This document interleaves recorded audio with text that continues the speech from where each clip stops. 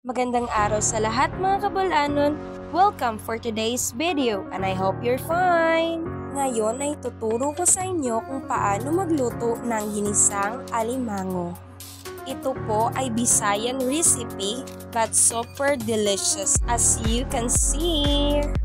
Okay, so mauni siya ang itsura sa wala pa siya naluto. So kini siya nga mga family sa crabs, isagol na siya sama sa wing-wing, alimasag, and then crabs. Ug kini siya nga mga crabs is nakuha siya sa Poblacion Carmen, Surigao del Sur, pinaagi sa pagpamanggal.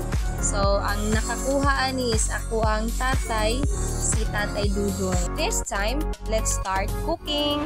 So, this time, amo lang gibutang una ang oil, and then ang jaman, which is ang bumbay o ang ahos, and then ang tuyo. Ulaton lang nato nga magisa ang mga jaman. Hindi na sa imo kung unsa imong iduga nga mga spices aron siya mo lami. Karon amo nang hinay-hinay pagbutang ang crabs ug ato siyang halu-haluon or imekos-mekos para ang sa ilalom nga mga crabs is maluto ug muhunop ang iyang kalamig sa ilalom sa crabs.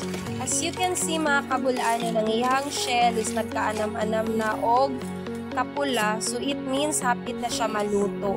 And then, after a couple of minutes nato siyang gimekos-mekos, ato na po siyang sampunan o hulaton nga musubo for the last time. Charan! Diyan na nato finished product nga ginisang alimango. As you can see, super delicious gyud ang iyahang dating. This is now ready to serve para sa among simbalay. Sa pamay inyong gihulat mga kabulanon, dali na pag-prepare na og plato, mga unta.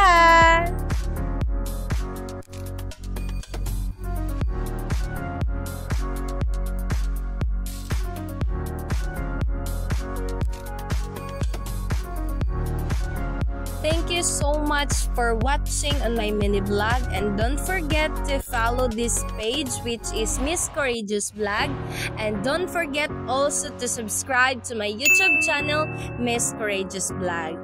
Thank you and God bless. Goodbye. Love you.